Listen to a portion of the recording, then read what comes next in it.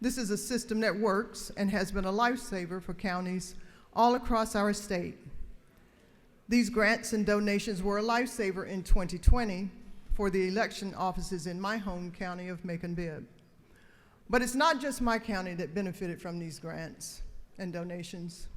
The representatives from the 24th, the 25th, the 8th, 18th, and 9th districts, and so many more all represent counties that benefit from these election administration grants and donations. But now, here we are, and the majority party is trying to prevent our election offices from directly receiving grants or donations for any election administration related purposes.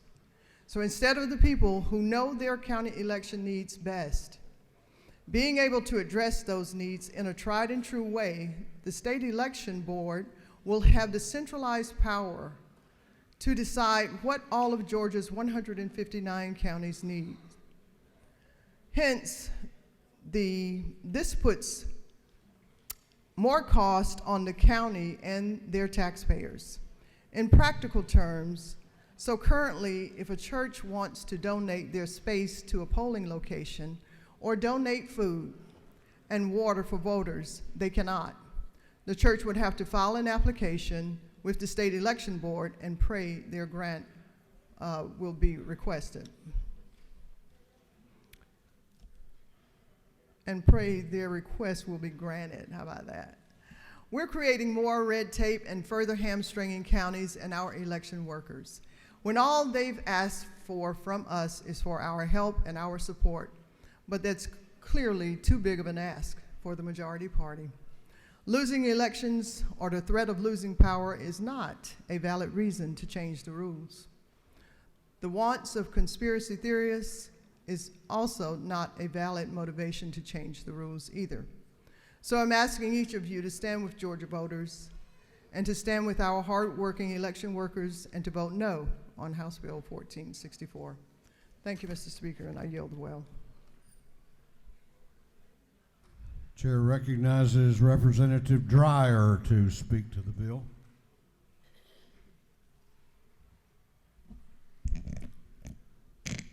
Thank you, Mr. Speaker. I rise in opposition to House Bill 1464. I want to start with a question. Do you remember where you were on September 11th, 2001? You remember the room you were in? A lot of you were right here. You remember the first plane that hit and the second plane that hit, and when you knew it was a terrorist attack. Do you also remember where you were on January the 6th, 2021? Because it's the same. I remember exactly where I was. I was at the Fulton County Tabulation Center because that was the day the absentee ballots for the Senate runoffs in Georgia were being tabulated. I got there at 6:30 a.m. and there was a room at the Georgia World Congress Center that was probably at least 10 times the size of this room. It had been set up so that the public, not just poll monitors, could access almost the entire area and come within about 6 feet of everything that was going on. On one wall, there was media from all over the country. And when I got there, I found there were poll monitors from all over the country too. They were officially credentialed Republican poll monitors from places like Illinois, Florida, and Minnesota. A gentleman from Illinois who was a Republican credentialed poll monitor kept getting in trouble because it was in the middle of the pandemic and his mask kept falling down, and he kept trying to get to an area where he could look at data that would identify a voter next to their ballot, okay? That guy at one point, as he was debating one of the poll supervisors, said, "There is no law, only opinion." I wrote that down in an affidavit that I have in front of me because that guy and some national groups filed a lawsuit claiming there wasn't enough access to the voting tabulation that day. There was a poll monitor from Florida, Republican credentialed, who said in loud voice so that everyone could hear, doesn't matter what happened, there's no way these results are going to be accurate today. She said that at 7:30 a.m. that morning. Over and over again, I kept running into people with an agenda that had flown to Georgia because they had been misled by their leaders and they were espousing conspiracy theories, and it was interrupting the orderly processing of the absentee ballots. It got so bad that at about 12:30 p.m., and that's an important time, at 12:30 p.m., about 6 dudes showed up, and I say that because they were wearing heavy metal shirts. They were about 25 years old, and they had photocopied a Republican election monitor credential, and they tried to get into the secure area. Okay? They were fortunately turned away. But right about 12:30 p.m. to 1 p.m., the former president instructed the crowd that he was talking to march down to the U.S. Capitol. And I remember how that ended up. We have a provision in here that says the same thing that I kept hearing all day. We need to have meaningful access to view the voting tabulation. But I want to be really clear. You could see everything that was happening, but some areas you had to view it, if you were a member of the public, from about 10 feet away, maybe 15. If you were a credentialed poll monitor, you had to view it from about 5 feet away. And why is that? Because the Georgia Constitution provides that our vote is secret. No matter what we do, the Georgia Constitution provides that our vote is secret, and that is a principle of a democracy. But that wasn't good enough. The folks kept wanting to get back into the area, because if you turn in your absentee ballot, you sign it on the outside and it's got other identifying information. The place they wanted to get was the one place where there wasn't vote counting being done. It was when an envelope was opened, the ballot was removed from the envelope, so you could see someone's preferences and you could see their name side by side. And I could see everything going on because I was only 5-6 feet away, but I couldn't see their name, but that wasn't good enough. So the national group filed a lawsuit, and then they filed a motion for contempt, and I had to testify in court because Fulton did everything they were supposed to do that day in spite of all the disruption. I mean, there might be some disagreement in here because I just heard it, but we haven't seen it. Our Senate runoffs were conducted well. And while I'm down at the voting tabulation center, and I'm hearing things like, there is no law, there is only opinion, when I see guys in heavy metal shirts walking up trying to get into the area that only Republican and Democratic credentialed poll monitors could get, in the United States Capitol, when they were trying to certify the presidential election, there was an attempted coup and a violent insurrection.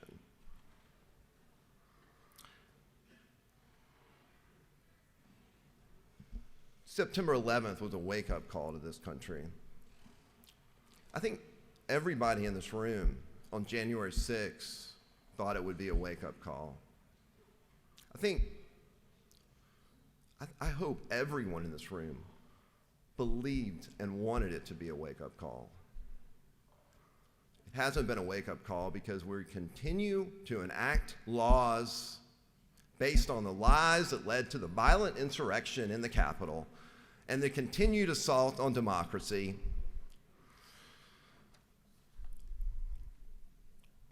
And we are part of the problem, if that's the case. We are chipping away at democracy.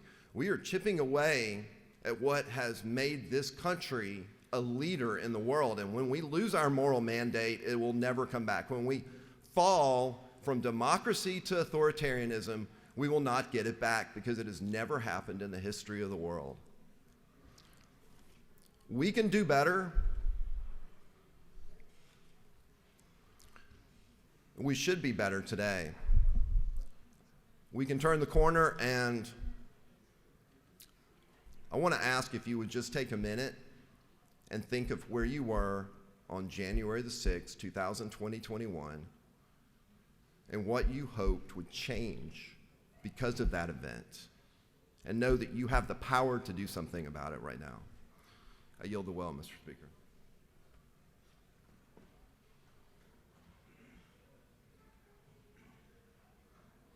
Chair recognizes Representative Mallow to speak to the bill. Thank you, Mr. Speaker. Colleagues, I rise before you today to ask you to oppose House Bill 1464. There are a number of dangerous and harmful provisions in this bill, but I'm going to focus on one that sticks out to me especially that is very concerning. House Bill 1464 seeks to give the GBI sweeping new powers over our elections in this state. The use and threat of law enforcement intervention related to elections isn't something that is new and is not conjecture, and that the involvement of law enforcement can and has been used to intimidate voters, especially those voters of color. Now, you may think that is not the case, but for the constituents that I represent, that is very much a reality because they have lived through it. If you don't believe me, I encourage you to go talk to the gentlewoman from the 165th House District who has led civil rights demonstrations all over this state, and I'm sure you can have a conversation with her and she can educate you and school you. By giving the GBI, the state's highest law enforcement agency, original jurisdiction over election investigations, members of the majority party are doubling down on voter suppression. Now, some would have you believe that this is not the case, but this practice dates back not only to the Jim Crow era and beyond, but under this chapter, this is another attack on the right to vote.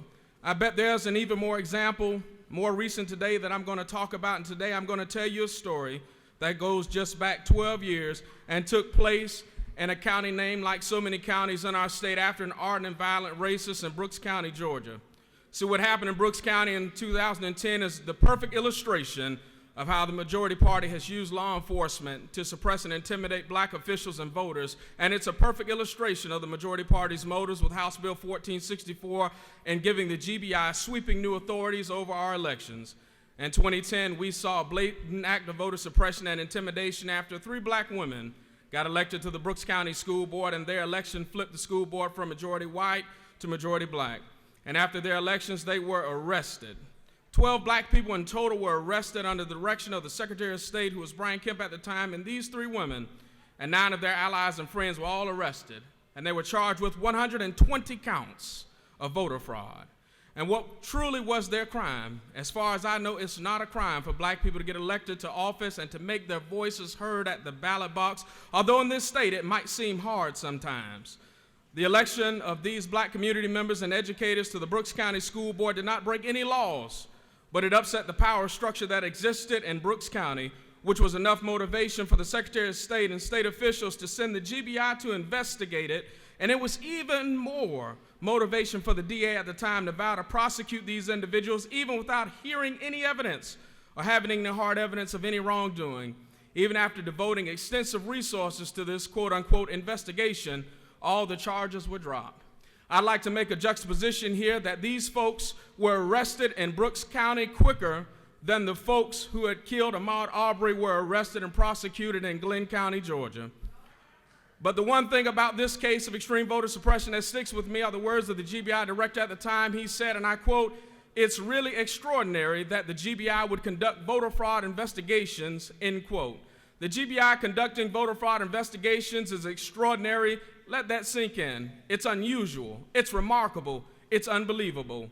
So why is the majority party trying to pass a bill that would give the GBI original jurisdiction to do just that? Well, the majority party will say it's all about preventing voter fraud, and that's exactly what Brian Kemp and others would like to say happened in 2010 in Brooks County. But it's just not the fact. This provision in House Bill 1464 will be used to intimidate Georgia voters and election workers. It's also that this is unnecessary. The State Election Board already has the power to investigate alleged violations of our election laws under OCGA 21-2-31. We very clearly do not need this bill. My colleagues in the majority party and in the minority party agree that our most recent elections have been the safest and the most secure elections we've ever had in this state. So I ask the question today, why are we doing this? The people of our state have so many important needs, and we as the legislative body have the power with the stroke of a pen to change the lives of countless Georgians for the better, but instead we're using them during this time to pass a harmful and unnecessary voter suppression bill. But we all know the truth. We're wasting our time on this bill. The truth is that after record turnout amongst voters of colors that flipped Georgia blue and sent Senators Raphael Warnock and John Ossoff to D.C., we see that folks in the majority party are doing exactly what they've done before, using any means necessary to hold on to power. And we all know that while we're seeing another bill attacking our election system and our election workers in the state of Georgia, it has nothing to do with election integrity or security. This bill is about the majority party legislating on a lie, the big lie. But I'll leave you with this as I close. Something we've all heard before, and my grandmother used to say this: a lie don't care who tell it. So I'm asking each of you to stand on the side of truth, and the truth is this bill is unnecessary and it's dangerous and egregious, and I'm asking each of you to please vote no on House Bill 1464 so we can focus on bringing real solutions to the real problems that Georgians face every day. And with that, Mr. Speaker, I yield the well.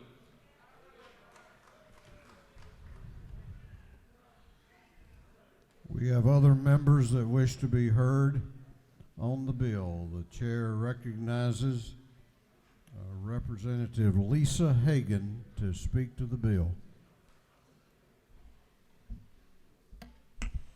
Thank you, Mr. Speaker. I take voting very seriously, so I thank everyone who has worked hard on the various parts of this bill to make sure we continue to improve our elections process so that it is fair and secure for all Georgia voters, and that is why I'm supporting it. House Bill 1464 is almost 40 pages long, but I'm here to speak tonight to just one section, and that is Section 9. There's been a lot of talk about what some people don't like about this bill, but there's bipartisan support of this section, and I think that it's worth pointing that out. Currently, an employer must permit his or her employees to take time off to vote on primary or election day only. This change simply says that an employee may vote either on primary or election day or on one of the early voting days. So it's that simple.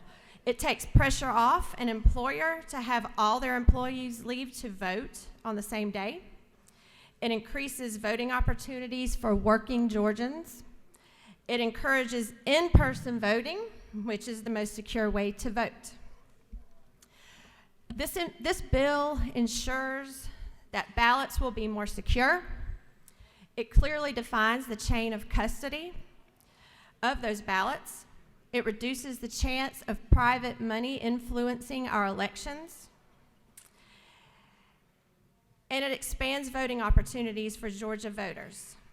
So I hope you will join me in voting yes on this good bill. Thank you, Mr. Speaker, and I yield the well.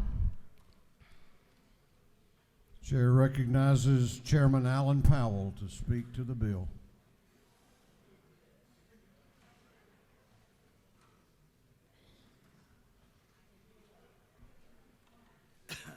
Thank you, Mr. Speaker, and ladies and gentlemen. I like Ms. Hagan. I want to address one part of this bill. You know, early in the session, I passed a bill out of the committee 886, and this was the chain of custody. And that's one of the parts of this bill that I'm going to address. Passed early on, it's been held, but this came to me from a lady up in Hart County. And you know, I want to tell you all that sometimes some of the better ideas, we think we can be so smart in here, but some of the better ideas that we get come from constituents that actually sit back and they watch and see what goes on. But I've got a lady, her name's Dana Smith, and you know, she's actually such a nice lady because she's the only person I know that says okie dokie instead of what some of the language that some of us use down here. But she was watching last year when we were doing the election reform bill, and she came up with this idea that because of the animosity in the 18 and the 20 elections, that there was something that was lacking as far as trying to bring some feeling of the public that our system was being worked right, and one of those was chain of custody. If you go through this bill in sections sections 8, 11, 12, through various sections, you'll find a prescription for chain of custody. And that chain of custody is tamper-resistant boxes with a chain of custody form, some with seals, and it'd be recorded so that the public and those investigators would know who's been in these boxes. And when I say it goes through the whole system of the election, it goes through the part where the security paper from the point of delivery to the elections polls, to the drop boxes, from picking those ballots up from the drop boxes, to the absentees, to the scanned ballots, to the provisional ballots, to the tabulated ballots. So this would basically put a chain of custody. Now last year, when the election reform bill was passed last year, I said this then and I'll continue to say it now, that yes, there's so much distrust in our society today and in the political parties. But I would like to tell you that the only way that we can do away with that is by putting absolute, irrefutable truth in how an election is being run, so that everybody, no matter what your political party is, so that you can see and to verify that things are being done and reported accurately. That's what this bill does. And that's what this chain of custody language that's in here does. And for that, I want to thank you for those of y'all who will consider to vote for this. And I'm not up here to try to stir anybody. I'm not going to pitch a fit about anything. But listen, this is something that helps us to set the rules of an election, no matter whether you're in Hart or Fulton, Franklin or DeKalb or whatever, so that the rules of operation are the same no matter where you go. And this chain of custody is a valuable part of doing that. And that, ladies and gentlemen, is my piece to this, and I would certainly appreciate your support for this bill.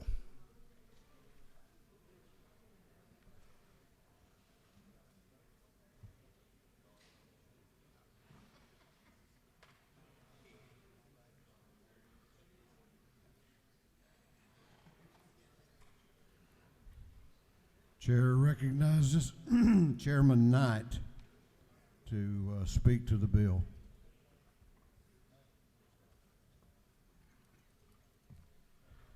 Thank you, Mr. Speaker. I'll be brief. You know, I'm not worried about where I was in January. I'm trying to remember where I was on November 3rd of 2020 when Representative Mathiak called me up. In Spalding County, every precinct, every voting precinct, every poll did not work. And every voter that showed up that morning was sitting in line because of a supervisor, election supervisor, who failed to train, but not only failed to train, had no idea of emergency procedures. We didn't have the required number of ballots, absentee ballots, or even provisional ballots at the polls that day. So guess what? She started copying ballots and started just sending them out in paper boxes via county workers. Nothing secure. Nothing. Later on that day, she called people in and said, go pick up the provisional ballots, which should have been emergency ballots that day, and bring them back in. Anybody knows that's against the law. So guess what? She sent people out to the polls because the secure boxes were running over, and people were walking out of a Spalding County election polling places with paper boxes of voted ballots. Voted ballots. It's against the law. There was no chain of custody. There was no security. And then she got those ballots back, which should have been emergency ballots, and scanned in through the machines, and it took 2 days to go through and adjudicate those provisional ballots, and nobody knew what was going on. You want pictures? I got pictures of where all these returned ballots or just blank ballots are just sitting all over the offices. This is real. This isn't D.C. This is right here in Georgia. This was right here in our county. As an old auditor, chain of custody is important. There was no chain of custody. How can you have chain of custody when ballots were taken out of the polling precincts and there was no documentation? They never should have been allowed out in the first place that day until the polls closed and they did a complete reconciliation. This is one of the most needed pieces of legislation, and if you don't believe it, you go look at what happened in Spalding County. It's a travesty. I want to applaud the author and everybody who worked on this. This is about the integrity of the elections. And I don't care what party you're from. I don't care how you vote. It's about the integrity of the elections such that everybody knows that the procedures are followed and the rules are followed. And if they're not, we get to look at it from an investigative point of view and make sure that we keep up with the integrity of elections in Georgia. Thank you to the author and everybody who worked on the bill. Much, much needed legislation. Thank you.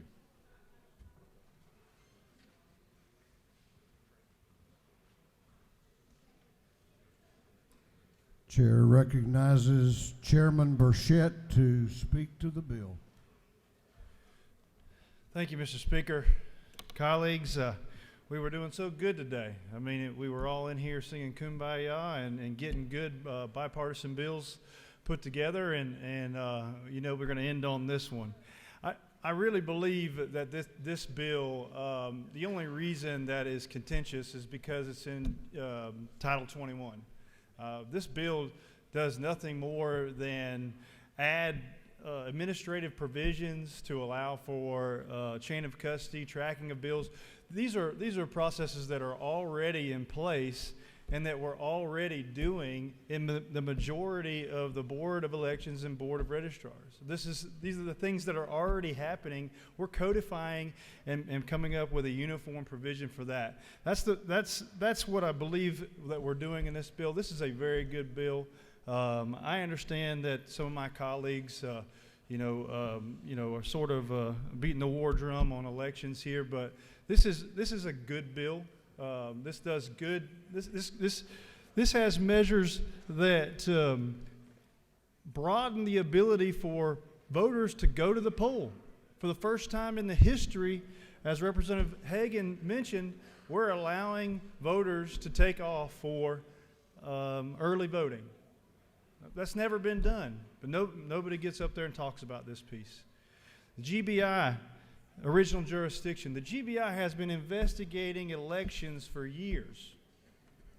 The only provision that changes here is they don't have to be requested by the Secretary of State or any local government. And if we can't trust the highest law enforcement agency in the state, who can we trust? Do you want to have cyber ninjas come in here and work on your elections? Is that what you want? That's not plausible. Please, please, please, please. I know I'm not changing any minds up here. I don't believe I am changing any minds. But I do want to say that these are good measures, and the only reason that my colleagues are up here adamantly opposing these things is because it's in Title 21. It's in the Elections Code. That's it. I want to run through a couple pieces here. One of the presenters had mentioned something about gifts to voters, and this does nothing to restrict gifts to voters. Doesn't change anything whatsoever about folks in line. This does nothing. It does not change that anywhere in the bill. Show me where it does that. Show me the suppression of the vote. Show me where it's driving people away from the polls. It's not in the bill. Just read the bill. Read the bill, read the words on the page, and read them for what they do, not what you think they do. I'd appreciate you voting with me on this bill in support of House Bill 1464, and I yield to Will, Mr. Speaker.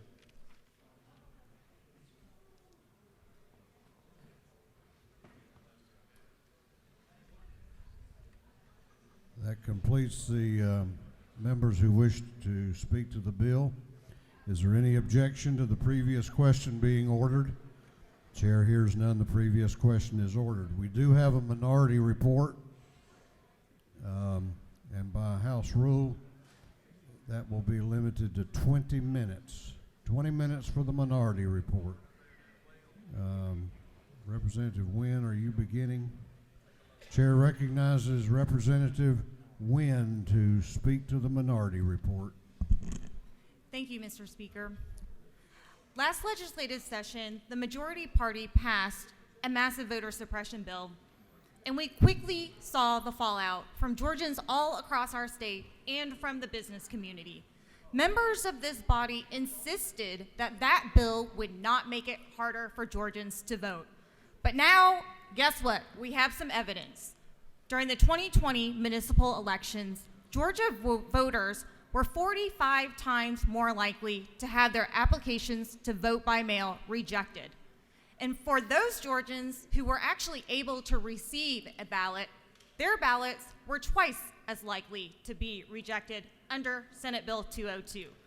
And here we are again. The governor promised no new election bills. And now we've got a 40-page bill shoved through committee, fast-tracked onto the House floor, and just like Senate Bill 202, a bill predicated on lies, misinformation, and conspiracy theories. This time around, we're attacking our election system, and we are directly targeting our election boards and our election administrators who have continued to work on behalf of Georgians despite the unfunded mandates, despite the intimidation, and despite the harassment. Every single member of this body should do everything in our power to ensure our local election boards have the adequate resources to carry out free and fair elections. But this bill does the opposite. We're now forcing our local election boards to jump through unnecessary hoops to receive private grant funding under the guise of so-called partisan advantage. And now, our local election boards will be forced to rely on a partisan state board of elections to either approve or deny that source of funding. To suggest that private funding provided a partisan advantage is simply misleading. I want to be very clear. In 2020, all 159 local election boards had the opportunity to apply for grant funding. Some counties chose to apply, others did not. Both Republican counties and Democratic counties received over $40 million to purchase more equipment, to provide hazard pay for poll workers, to purchase more drop boxes, to add additional early voting locations. Cherokee County, Lowndes County, Forsyth County, Paulding County, Gwinnett County, Fulton County, Muskogee County. I want to also be clear. The funding was not just so-called liberal Zuckerberg money. It was also so-called conservative Arnold Schwarzenegger money. So I want to get this straight. All 159 counties eligible to apply, both Republicans and Democratic counties received so-called liberal and conservative money, no instances of impropriety, and now we got to pass a bill that allows a partisan board to decide who or who should not get grant funding. And on top of that, this bill is full of unfunded mandates that will increase the workload on our election workers, many of whom already want to quit. 1 in 5 election workers on both sides of the aisle, they want to quit before 2024. They are burnt out, they are exhausted, and they fear for their lives.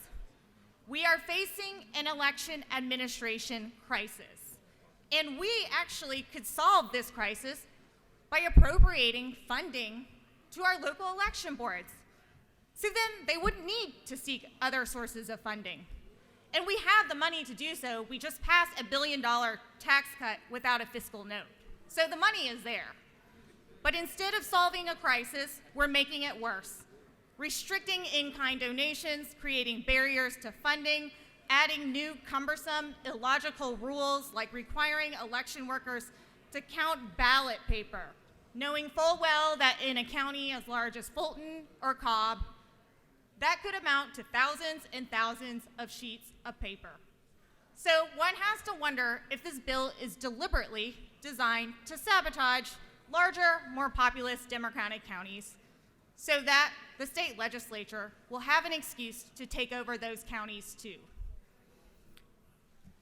Here's the thing, this bill not only impacts our local election system, it creates additional stressors on our court system by removing the requirement that ballots records must be retained and sealed.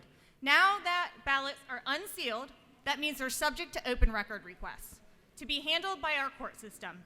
Any person from any part of our country who has no vested interest in Georgians can now come to our state, overwhelm our court system with endless open records requests without cause, and can use it to create chaos, to sow doubt, to delay the certification of elections by the state, and to perpetuate the big lie. So we are saying, come on, cyber ninjas, come to our state and look for those bamboo fibers. This is the other thing. This bill is intended to satisfy a base that cannot be satisfied. Now, the representative from House District 32 spoke about House Bill 886, which is Section 12 of this bill, the portion of the bill that deals with the custody, chain of custody for security paper ballot. During committee, we heard public testimony from Republican voters, and they came to our committee and they said, this bill doesn't do anything. It doesn't satisfy us. It doesn't restore our confidence in the election system. We want more. This is not what we want. That's what Republican voters said. And I sat back and I thought, wow, Republican voters are gonna tank a Republican bill. These are the consequences of what happens when members of this body allowed and continue to allow lies and conspiracy theories to go unchecked. Because instead of being honest about the security of our election system, this lie festered, and now it is uncontrollable.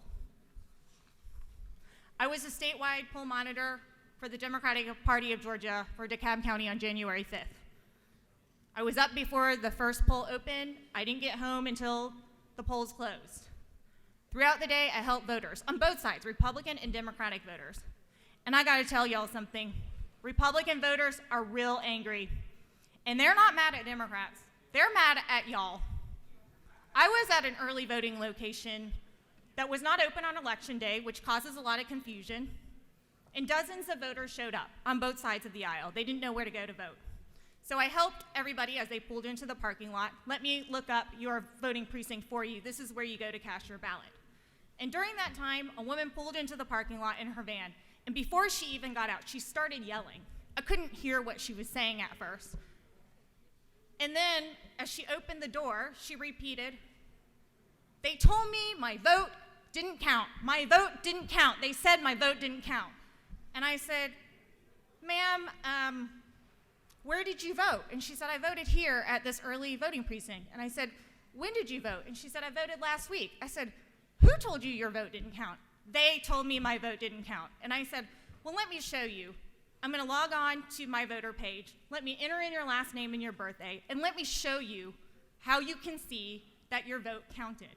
And I showed it to her. You voted at this polling precinct, you voted early, and you voted last week. And this is the information here, right here. And she thanked me, and she said, "I'm just here to vote because my former president told me to come and vote." Y'all have done a disservice to your voters. And we've seen that. They didn't show up in 2021. Some of them showed up on January 6th at the nation's capital. And now a year later, they did show up in committee and said, this isn't enough. Because for them, anything short of overturning the results of the 2020 election is not gonna be enough. And it's not going to end well. Because elected leaders, lawyers, alternative electors, and other people in positions of power allowed this big lie to fester. They betrayed their allegiance to our country and profited off this big lie instead of choosing to protect our democracy. And this is what's going to happen. Senate Bill 202 wasn't enough. House Bill 1464 is not going to be enough. We are going to continue to see this year after year after year. And For the record, liberals, we don't claim Mark Zuckerberg. Mr. Speaker, I yield the well. Chair recognizes Representative Shannon for the balance of the minority report, about 9 minutes and 45 seconds. Thank you, Mr. Speaker. I rise to speak in opposition to House Bill 1464. Several provisions in this bill really are written so loosely and the language is so poor that there's really not a way to comply with this bill. There's really not a way to know if you are complying with the bill. I want to first draw your attention to Section 12, line 745 through line 751, and I'll read the section. No ballots shall be handled without a poll official being present and without documentation on the chain of custody documentation forms of who is handling such ballots and when and why such ballots are being handled.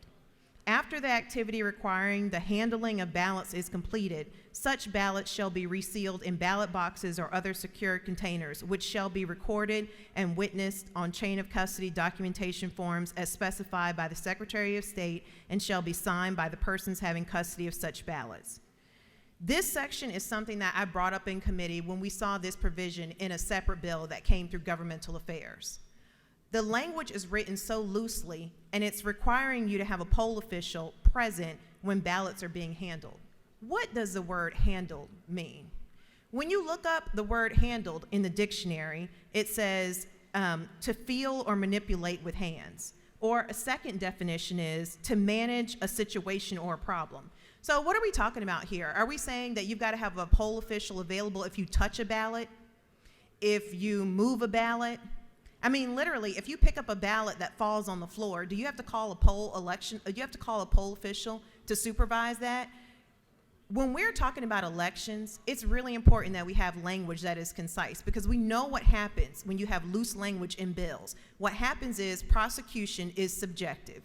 And that's when we start to see that when black and brown voters exercise their power and it's effective, we start to see more prosecutions. And so I brought this up in committee and I asked, and nobody could answer my question. I simply asked, if the majority of the really important activities are currently already supervised by an election official today, then what additional activities would you like to see supervised? And nobody could answer the question. This section, the way that it's written, to try to comply with this, it probably means that we probably better hold the primary election tomorrow if we want to have results by May 24th, because it's really going to slow down our system. And nothing is worse for the confidence in elections than taking forever to get results. The next section I want to draw your attention to is Section 18. And I know that my colleague spoke a little bit about what happens when you involve the GBI in elections, but I want to go into some more detail because this is very recent history that has not talked about enough that really should be talked about. Section 18 gives the GBI direct jurisdiction to investigate elections. That's not the way our law works today, but this bill will make it so the GBI can directly investigate. Much of the powers that this bill gives to the GBI, the state election board already has those powers. They already have the power to subpoena, and they already have the power to investigate. So then why involve the GBI? And you may say, and actually the bill sponsor brought this up and said, well, what's the problem with involving the GBI in elections? Well, it's very interesting because as Republican legislatures across the country work to ban the accurate teaching of history, it's time for a history lesson. There's a big reason why we should not be involving the GBI in our elections. This country, as well as this state, has had a history of using law enforcement to suppress, to basically do voter suppression. And this works by making folks scared to exercise their political power, and this has mostly been used on black and brown communities. So I'm going to talk a little more about what happened with the Quitman 10, as people refer to it, but it really should be called the Quitman 12, because 2 people were additionally arrested after the initial 10. It's important to hear the details of this story to understand what really happened. When black women flipped the majority white school board in the small town of Quitman, the state of Georgia arrested them and charged them with 120 separate felony counts of voter fraud. Let's talk about the Quitman 10, which was actually the Quitman 12, and how involving the GBI in Georgia's elections in 2010 destroyed the lives of many and had the effect of suppressing black voter turnout, even though no one was ever convicted of any wrongdoing. Not enough people know this story, but it is relevant and recent history. This story is something that sounds like it's out of the 1960 voting rights, civil rights movement, but it's not. This is from 2010. When Nancy Dennard started working for Brooks County Schools in 2000, African Americans had no representatives in key county positions, and she felt that some school board members seemed more interested in preventing property tax increases than providing schools with sufficient resources. So she decided to run for a seat on the school board. After losing campaigns in 2004 and 2008, Ms. Dennard began to focus on absentee voters. The Republican-controlled state legislature, that's us, had made it easier to use absentee ballots in 2005, and Republicans were regularly relying on this voting tactic. In a special election in 2009, Ms. Dennard won. She then recruited two other black women, middle school math teacher Diane Thomas and lifelong educator Linda Troutman, to run for school board in 2010. Most voters, black and white, voted Democratic in Brooks County, so the July primary was the key race. Black turnout tripled from the previous two midterm elections, and both women prevailed, flipping the board from a majority white to a black majority. 6 weeks later, state law enforcement officials under the authority of then Secretary of State Brian Kemp arrested Ms. Dennard at her home 4 days before Christmas. They took her away in handcuffs, placed her in a squad car, walked her into the police station. 11 of her political allies were also arrested, including Linda Troutman, Diane Thomas, and Thomas's sister, Lula Smart, who was an active campaign volunteer. The Quitman 12 were charged with 120 separate felonies. Mugshots of them in orange jumpsuits were plastered all across the newspaper front pages. The broadcast repeatedly on local TV and news, and also used on the Fox News station, talked about evidence of voter fraud. It is funny because history is repeating itself. Ms. Dennard told Yahoo News that she and her allies were arrested because they had upset the racial hierarchy. They thought they could make an example out of me that would kill the spirit of this movement, she said. I knew we had done nothing wrong. The arrest created an impression in the black community that vigorously exercising the right to vote would be punished. Sound familiar? Yahoo News interviewed 24 people involved in the case, including members of the Quitman 12, prosecutors, local officials, and state law enforcement officials, and reviewed more than 1,100 pages of documents obtained through open record laws from the Georgia Secretary of State and the GBI investigation. Some voters told investigators they received assistance in filling out their ballot, but most said they simply were given help to vote the way that they already wanted to vote. Prosecutors also charged the defendants with taking unlawful possession of ballots when they delivered sealed ballots to the post office for others, including family members, even though the law clearly states it is legal to deliver a ballot for a family member. District Attorney Joe Mulholland filed 120 counts in all, felony counts, which carried at least 20 years in prison for each of the Quitman 12 based on scant evidence. Their investigation revealed that the state, under Secretary of State Brian Kemp's direction, devoted extraordinary resources to investigating potential voter fraud in Quitman after local white officials and residents complained about the increase in black absentee voter participation. This is 2020 all over again. When the local district attorney asked the GBI to launch an investigation and promised to prosecute, so very heavy-handed here, the GBI agreed to work with the Secretary of State's voter fraud unit, even though the then director of the GBI, Victor Keenan, told Yahoo News, the Secretary of State's voter fraud unit has statutory authority to conduct those types of investigations. It's really extraordinary that the GBI would conduct voter fraud investigations. There has to be a clear-cut predicate for us to get involved because it's not our responsibility, nor do we have the jurisdictions to do those. Despite the lack of evidence, the state refused to dismiss the case. During the next 4 years, one of the defendants, Latasha Head, died. Lula Smart faced 25 counts and up to life in prison, and she fell into despair and even contemplated suicide. In the end, nobody was convicted of having committed any crimes, and this whole incident ended when Sam Olens issued an official opinion on June 15, 2016, advising what they did was not a violation. This is about one thing and one thing only, all of these bills. It's about overturning the 2020 election results. Lady's time has expired.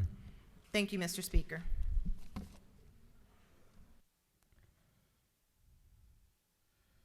Previous question having been ordered, is there any objection to adopting the committee substitute? The chair hears none. The committee substitute is adopted. Is there any objection to agreeing to the report of the committee, which was favorable to the passage of the bill? The chair hears none. The report of the committee is agreed to. Shall this bill now pass? All those in favor of the passage of House Bill 1464 will vote aye. Those opposed will vote no, and the clerk will unlock the machines. What purpose does Representative Wilson rise?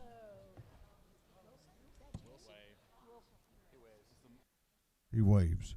What purpose does Chairman LaHood rise? Parliamentary inquiry. State your inquiry. Is it not true, Mr. Speaker, that we must protect Georgians' confidence that their votes matter and that fraud makes votes not matter? And is it further not true that to continue our tradition of defending the right to vote, we must do all we can, do whatever it takes to eliminate fraud? And is it further not true that a vote for this bill is a vote for election integrity? I am sure the gentleman believes that to be true. What purpose does Representative McLeod rise? Parliamentary inquiry. State your inquiry. Is it not true that I previously asked if there was a fiscal note and I was told no? The next question I would like to ask is, does it require a fiscal note? I don't think that it would require one, and you've already appropriated funds for the GBI agents in the budget that we've already passed. What purpose does Chairman Knight rise? Parliamentary inquiry. State your inquiry. Isn't it true that if we'd had this bill in effect, that the chain of custody issues that we experienced in Spalding County that are real could have been investigated, and that we could have had real integrity in our elections?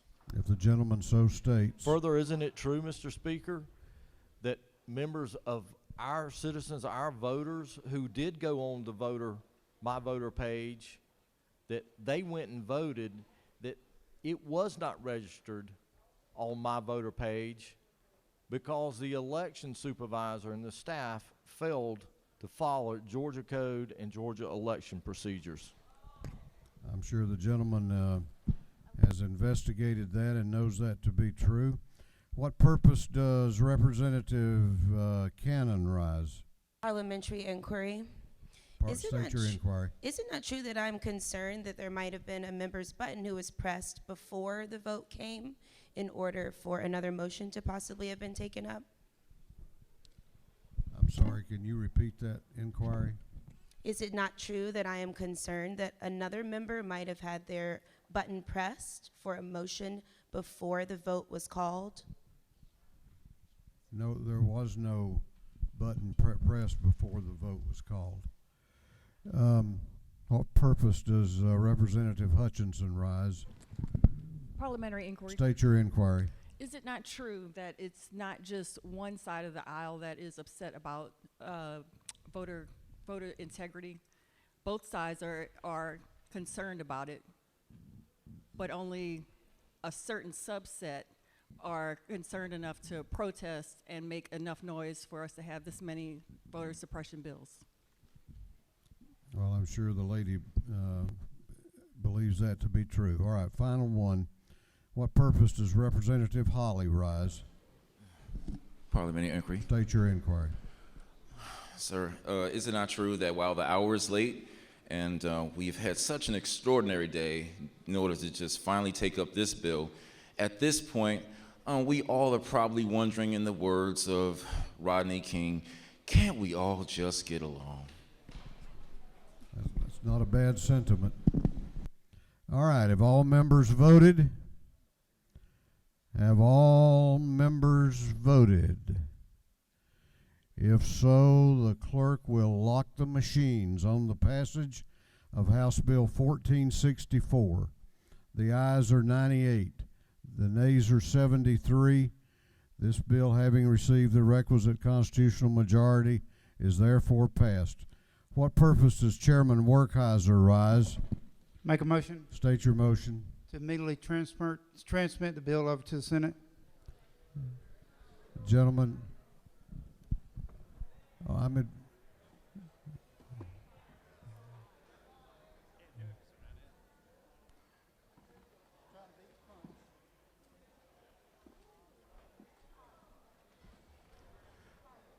I'm sure it won't come as a surprise to you to know that the Senate has been out for hours, so I'm not going to recognize you for that motion. What purpose does Representative Cannon rise? To make a motion. State your motion. I'd like to move on reconsideration on this measure. Lady has moved that the House reconsider or has served notice for reconsideration. The time to take that up would be now. All those in favor of the motion for reconsideration will vote aye. Those opposed will vote no, and the clerk will unlock the machines.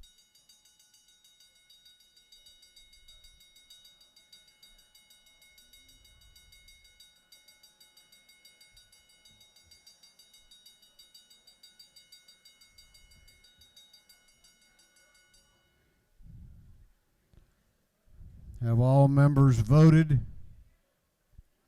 Have all members voted? If so, the clerk will lock the machine. On the lady's motion, the ayes are 70, the nays are 101. The lady's motion has failed, and reconsideration has been lost in this matter.